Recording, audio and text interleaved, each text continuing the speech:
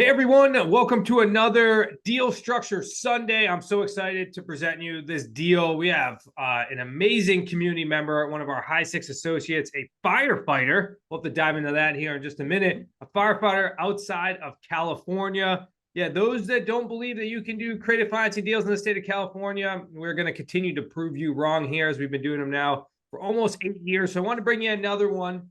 We're going to bring you one of our deals that you actually only get paid one time. Let's call it an assign out deal, and we'll explain that throughout the course of today's Deal Structure Sunday video. If you are new to this YouTube channel, I am Zach Beats. I'm the CEO of Smart Real Estate Coach, where we show you how to be able to buy and sell real estate without cash, credit, or going to banks, and then have you tap into our trademark 3 payday system. So if you haven't hit the subscribe button, go ahead and click that subscribe button so that way you can get notified every single Sunday. And we also have many other videos as well, but every single Sunday where we dissect creative financing deals to share you where we found them, how we structured them, how we're exiting, and the profits that can be made on each and every one of these deals. Today, I have an amazing person. I've got to know him very well. Kyle, how are you today? I'm great, Zach. How about yourself? Living the dream. I'm glad that you got your Wicked Smart shirt on. Looking Yeah. good, nice and comfortable. I mean, are you at the fire station right now? No, I'm at home. I just got off this morning. Got it. Okay. All right. Well, I see the firefighter flag in the background supporting our firefighters here. Kyle, I know this is the first time you've been on Deal Structure Sunday with us, even though you've got a couple deals under your belt now, and we'll have to bring you back here soon enough. But if you could just tell people kind of who you are, what you do. I know we hinted at a bit what you do, and then kind of how you found Smart Real Estate Coach, and then we'll dive into the deal that you have going on. Yeah. So, like I said, my name's Kyle, and I've been a firefighter going on almost 30 years here. I'm third generation, but I've always been interested in real estate. Never really was able to tap into it strong. The last few years, I bought a couple rentals, long-term rentals, but as everybody knows, the interest rates went up, and that 1% rule wasn't working out, and they weren't cash flowing. So I was looking for different opportunities to solve that problem. I came across you guys, or I heard Chris on a podcast, and I was like, oh, that sounds like a great fit. And then, and always hearing about the team, from real estate podcasts of building a team around you. And then the more I talked to you guys and such, you were the team. I mean, with all the resources that you provide, and it was a great fit. So I've just been diving in head first and just being coachable and going for it. Yeah, Kyle, I know that you actually, I got to spend some time with you at our last event. We host a couple events a year. We got to spend some time together. And you have some pretty cool, interesting backgrounds too. I know it's maybe not super relevant for this conversation, but didn't you set records for your age group and motorcycles or some of that? Can you dive in a little bit on your hobbies there as well? Oh yeah. No, I'm an avid two wheels and dirt kind of guy. I grew up on dirt bikes, BMX bikes, mountain bikes, and I had an opportunity where I got sponsored by a national team, and we traveled the West Coast, and we went to Hawaii, Montana, Mexico, raced the Baja 500 and the San Felipe 250, and did that for a number of years. And national number one in my age class for what we call like a hare scramble, and I got third nationally, and also for like desert racing and the hare and hound. And I don't race motorcycles anymore. Too many head injuries, kind of sets you back a little bit. But I still mountain bike, and I enjoyed that, and help out coaching the local mountain bike team. Yeah, I'm curious with your two extreme hobbies and an extreme job, right? Because being a firefighter, and I forget it. Is it like residential firefighting? And I'm probably not putting that the right way, or I just forget to ask because you're out in California, or are you fighting like wildfires?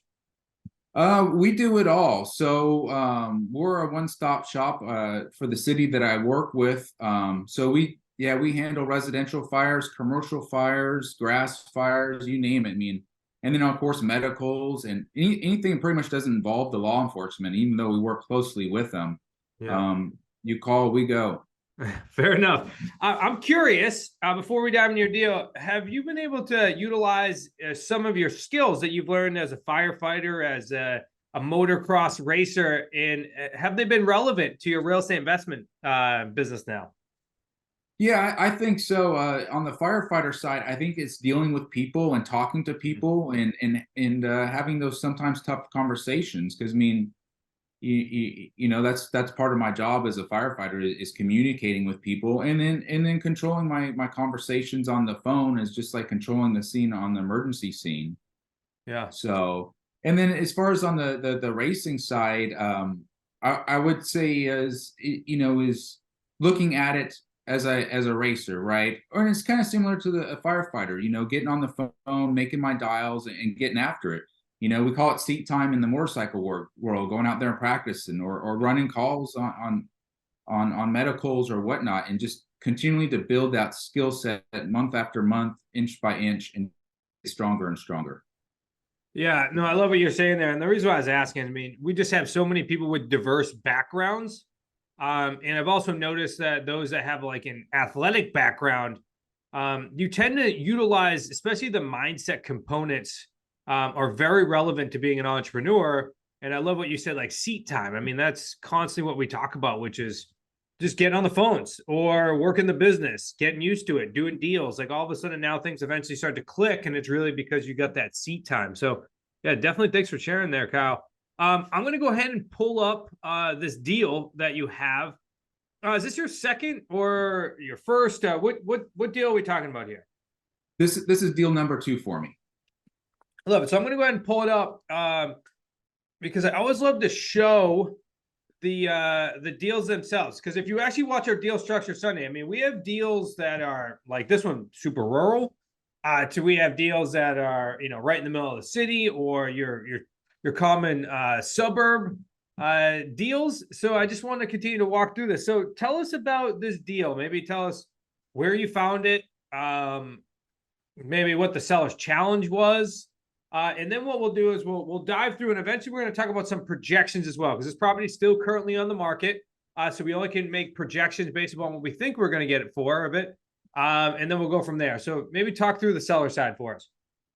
Yeah, so I originally talked to the seller. This was back early March at the time, and they had been on the market.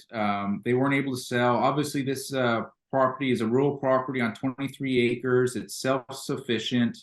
The sellers originally bought this as a business endeavor. You know, out here, you know, in California, the cannabis industry is big, especially in where this is, and that was they were going to get involved in that, but they also have other businesses in the Bay Area, so which is about 2.5 hours away. So I think it might have been a little bit difficult for them to do both there. So and then they were explaining to me about the cannabis industry with the different strains and how it changes so much that they just weren't able to keep up, and then they were looking to get out. So obviously they had it listed. It wasn't selling, and then I called them. Actually, I called them I think a little bit earlier in that. Heavy storms last year. It was a great winter for us in California, all the rain. But being that it's down a dirt road, we didn't have access. So I stayed with them, and then finally got out there, saw it, and eventually approached them with a lease purchase.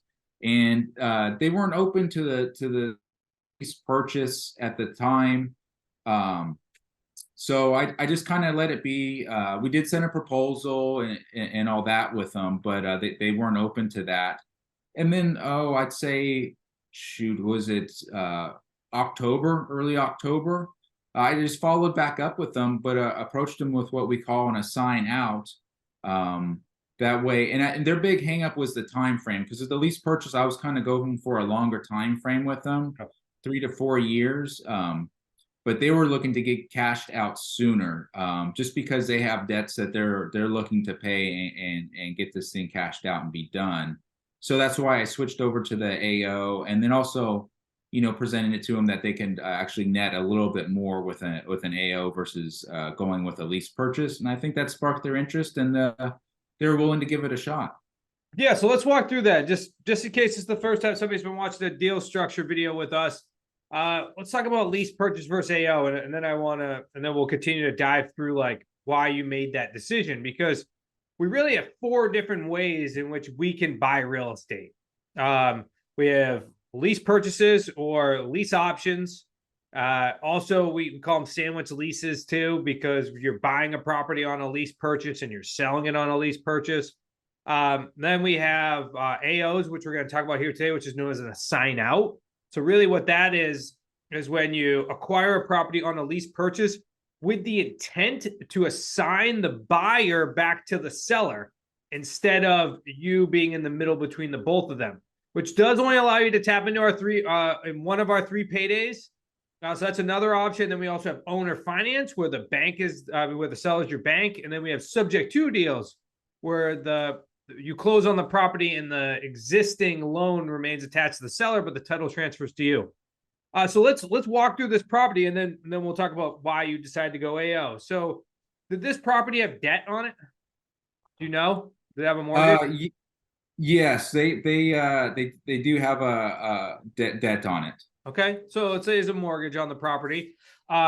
So you automatically you're thinking, all right, so now we're walking through the process to say like which options are there. So subject to maybe or a lease purchase. And then you said that the seller was very particular on their time frame. Was that accurate? Yeah, they didn't want to go, and if I think back now, I did approach them with a lease purchase and at a 5-year term on the lease, and that 5-year term was too long for them. They didn't want to wait 5 years for their equity. Now that it comes to me. Got it. Okay. So when we're approaching to buy a piece of real estate and we're going to do a lease purchase, which just means that you control the asset without ownership. You're going to agree upon a price. You're going to agree upon a time frame. You're going to agree to take over any and all responsibilities of the property. We are tending to look for the longest time frame, and in this case, Cal's looking for a 5-year option on the property. So that way, because we get protected based upon the length of time frame. Well, who knows what's happening with the current market? So we want to make sure that we're in a good staying position. Also, when we tend to exit our deals, we're going to sell it through rent to own, which is really just a pathway to home ownership. And just what we're going to do is we're going to have a buyer that's not bankable and help them become bankable. So now Kyle would also have another time frame with the buyer. That buyer will eventually become the homeowner, and then he'll cash out us, and we'll cash out the seller as well. So Kyle's looking for a 5-year time frame. Sounds like the seller wasn't into it. So then you approach them on an assign out deal based upon that time frame. Was there any other factors why you decided to then say, hey, okay, well, I'm not willing to go shorter than 5 years, so now I'm going to go assign out? Was there any other factors that were involved? Not really. I just figured I just reach back out to him and give it another shot, and just come at it with a different approach. And then too, it's been sitting for a while that we would call that pain points getting higher for them, because they're continuing to have to pay on their mortgage and come out of pocket there. So I figured the motivation was a little bit high, and then ultimately serve them and help try to meet their needs and get them cashed out within 2 years. Yeah, awesome. Okay. So, and you bought this as an expired listing, so it was on the property at one point, on the market at one point in time, and wasn't able to sell. Did they give you any feedback on why it wasn't able to sell at that time?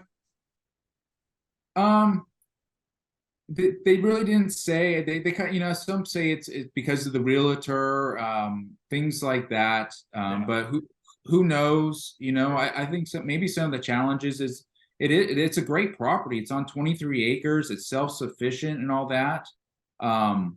Solar, well, whole 9 yards. But it is down a dirt road. It's about a 2-mile drive down a dirt road, but it's great when you get out there. Oh, I'm sure, which also means, right, that there's a very probably limited pool of buyers. And currently in the United States, it's roughly 82% of the market cannot walk into a bank and qualify for a loan.